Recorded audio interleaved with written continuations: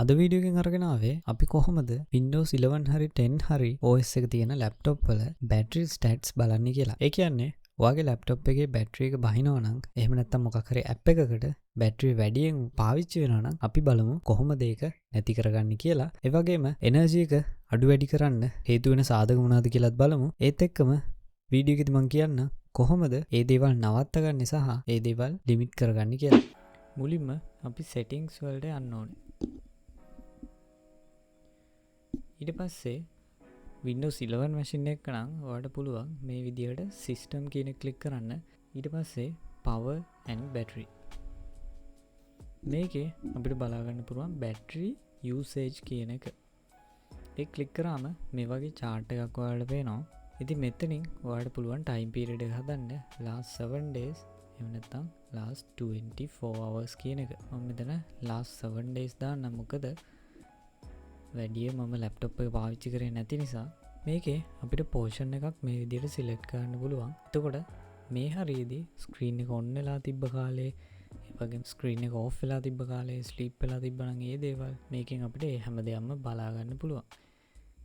ඉතින් දැනට මේ බලන වෙලාවේ මේ දේවල් නැහැ. හැබැයි මම අනිවාර්යෙන් ඉමේජ් එකක් දාන්නම් මේ ඩීටේල්ස් පෙන්වන විදිහට. ඉතින් මෙතනින් අපිට බලා ගන්න පුළුවන් overall usage එක මේ අපි select කරපු portion එකේ. එහෙම නැත්නම් ඒක unselect කරාම අපිට බලන්න පුළුවන් මොන වගේ දෙයකටද මේකේ battery එක use වෙන්නේ කියලා. ඉතින් මේ පේන විදිහට දැන් මගේ use වෙලා තියෙන්නේ වැඩියෙන්ම system එකට, ඒ වගේම Microsoft Edge එකට. මේ විදිහට බලා ගන්න පුළුවන් මොන වගේ apps වලටද මේ battery එක use වෙන්නේ කියලා. වගේ laptop එකේ හැම වෙලෙම වගේ charge එකට ගහගෙන පාවිච්චි කරනවා නම් මේ result වෙනස් වෙන්න පුළුවන්. ඒ වගේම එතකොට battery එකේ energy එක නෙමෙයි අත්‍තරම කොහොමද direct charge එකකින් තියෙන නිසා මේ පෙන්වන status වැඩි battery එකට බලපාන්නේ නැහැ. හැබැයි ඔයා battery එක වැඩ කරනවා නම් මේකෙන් අපිට බලා ගන්න පුළුවන් මොන වගේ apps වලද මේ battery එක ගන්න කියලා. ඉතින් ඒ එක ක්‍රමයක්. මේ තියෙන විදිහට ඔයාලට බලා ගන්න පුළුවන් මොන වගේ apps වලද ඔයාගේ ලැප් එකේ බැටරි එක වැඩියෙන් යන්නේ කියලා. ඒ වගේම අපි බලමු දෙවෙනි මෙතඩ් එක මොකක්ද කියලා. දෙවෙනි මෙතඩ් එක විදිහට අපි බලන්නේ ටාස්ක් මැනේජර් එකෙන්. ඔයාලට ටාස්ක් මැනේජර් එක මේ විදිහට සර්ච් කරලා ඕපන් කරගන්න පුළුවන්. එහෙම නැත්නම් ඔයාලට පුළුවන් ෂෝට්කට් එකක් පාවිච්චි කරලා ටාස්ක් මැනේජර් එක ඕපන් කරන්න. ටාස්ක් මැනේජර් එක ඕපන් කරලා මේ අපිට පුළුවන් process කියන එක තෝරන්න.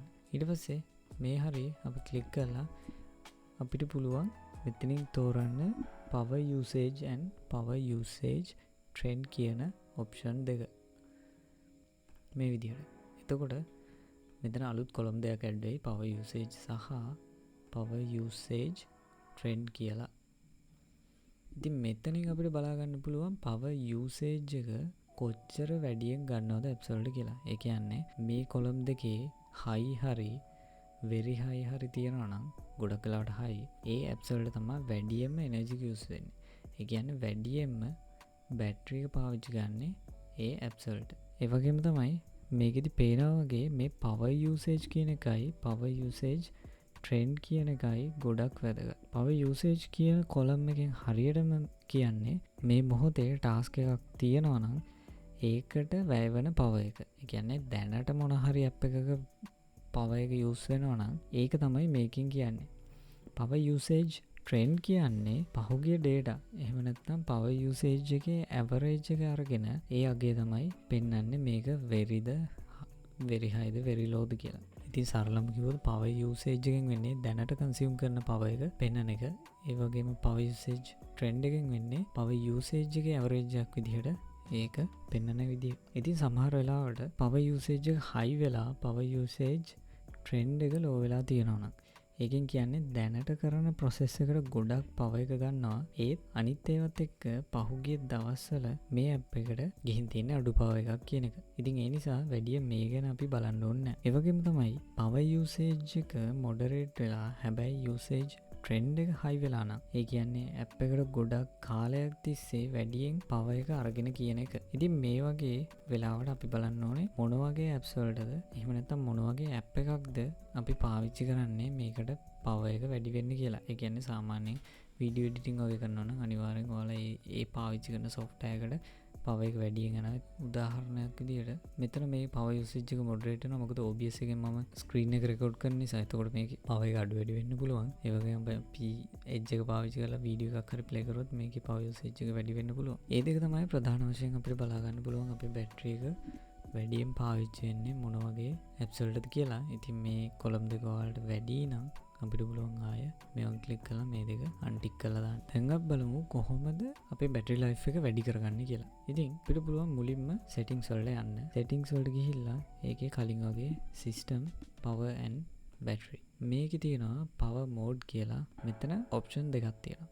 එකක් තමයි plugged in කියන එක, අනිත් එක on battery. ඉතින් මේකේ අපි battery එක පාවිච්චි කරන වෙලාවට තමයි මේ on battery කියන එක setting එක බලපාන්නේ. plugged in කියද්දි current එකට ගහලා පාවිච්චි කරනවා නම් ඒ වෙලාවට තමයි මේ setting එක බලපාන්නේ. battery එකෙන් අපි වැඩ කරද්දි අපිට පුළුවන් මෙතන best power efficiency කියන එක දාන්න. එතකොට මෙයා ගොඩක් වෙලාවට current එක ඉතුරු ගන්න, කියන්නේ battery ඉතුරු ගන්න තමයි මේ settings adjust කරගන්නේ. ඉතින් ඒක තමයි පළවෙනි method එක. ඊට පස්සේ පුළුවන් අපිට මෙතන මේ පහළ තියෙන energy server කියන click කරන්න. ඒ කියන්නේ ඔයාලා phone එක පාවිච්චි කරනවා නම් phone එකේ තියෙන battery server එක වගේ තමයි මේක කියන්නේ energy server කියලා.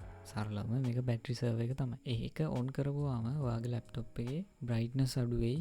ඒ වගේම සමහර background task ඒවා අඩු වෙයි. මොකද battery ඉතුරු කරගන්න මෙයා මේ දේවල් අඩු කරනවා. සාමාන්‍යයෙන් phone එකක වෙන දේම තමයි. අපිට පුළුවන් මේකේ battery level එකක් set කරන්න. ඒ කියන්නේ දැන් phone එකේ වගේ ඔයගොල්ලෝ phone එක දැකලා තියෙනවා නම් phone එකේ අපිට පුළුවන් battery එක 120 එහෙම නැත්නම් 150 110 වගේ වෙද්දි battery server එක auto on කරන්න. ඒ වගේම දෙයක් මේකේ කරන්න පුළුවන්. අපිට පුළුවන් battery එක 100 ගානක් වෙද්දි, ඒ කියන්නේ 150ක් වෙද්දි එහෙම නැත්නම් always 110ක් 120ක් වගේ වෙද්දි මේ energy server එක on කරන්න. ඒ කියන්නේ battery server එක on කරන්න. ඉතින් ඒ වගේම තමයි Windows 11 වල තියෙනවා OS එකෙන් suggest කරනවා. ඒ කියන්නේ operating system එකෙන්ම suggest කරනවා අපිට energy එක save කරගන්න පුළුවන් විදි කීපයක් ගැන.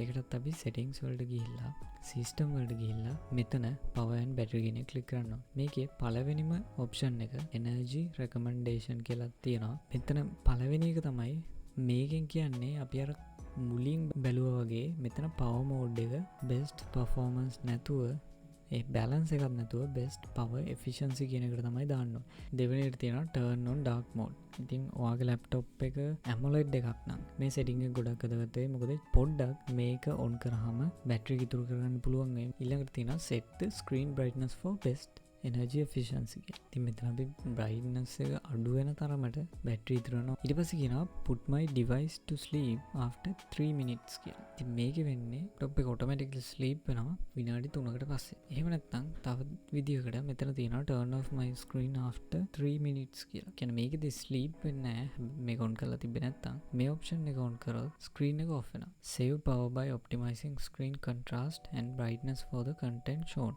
මේකෙදි වෙන්නේ අපිට ඕපන් කරන කන්ටෙන්ට් එක එහෙම නැත්නම් අපි මොකක් හරි ඇප්ලිකේෂන් එක ඔන් කරද්දී ඒ ඇප්ලිකේෂන් එක සුදු පාටයි නම් එතකොට brightness එකයි contrast එකයි. උදාහරණයක් විදිහට එළිය අඳුර OS එකෙන් හදලා දෙනවා. ඉතින් ඊළඟ එක lower your refresh rate to 60 Hz to conserve energy. ඉතින් මේකෙදි වෙන්නේ ඔයාගේ display එක high refresh rate එකකට support කරනවා. උදාහරණයක් විදිහට මගේ තියෙන මේ laptop එකේ display එක Hz 120ක් වෙනකම් support කරනවා. ඉතින් අර setting එකෙන් කියන්නේ මේ වගේ displays 60 වලට දාන්න කියලා. ඒ වගේම turn off my screen server එකක් දාලා තියෙනවා නම් ඒකට current එක යනවා. මේකෙන් වෙන්නේ ඒක off කරන එක. stop USB devices when my screen is off to help save battery. ඉතින් මේකෙදි වෙන්නේ අපි මොකක් හරි USB device එකක් මේකට ගහලා තියෙනවා නම් ඒ laptop එකට ගහලා තියෙනවා නම් උදාහරණයක් විදිහට mouse එකක් හරි pen drive එකක් හරි mic එකක් හරි ගහලා තියෙනවා නම් මේකෙන් වෙන්නේ screen එක off වුණාම ඒ devices disconnect කරනවා කියන එක. ඉතින් ඒ දේවල් තමයි energy එක අඩු කරගන්න OS එක recommend කරන්නේ. ඉතින් මේක තමයි මට කියන්න ඕනේ කොහොමද අපි battery එක save කරගන්නේ, battery power එක ඉතුරු කරගන්නේ කියලා. ඉතින් තව tips and tricks තියෙනවා නම් අනිවාර්යෙන් comment කරන්න. එතකොට මටත් ඒවා දැනගන්න පුළුවන් වෙයි. ඒ වගේම තමයි මේක කාට හරි දැනගන්න share කරන්න. ඉතින් වීඩියෝ එක හොඳයි නම් like කරන්න, share කරන්න, subscribe කරන්න. එතකොට අලුතෙන් වීඩියෝ එකක් දාපු ගමන් ඔයාලට ඒක බලා ගන්න පුළුවන් වෙයි. එහෙනම් තවත් වීඩියෝ එකකින් ඉක්මනට හම්බෙමු.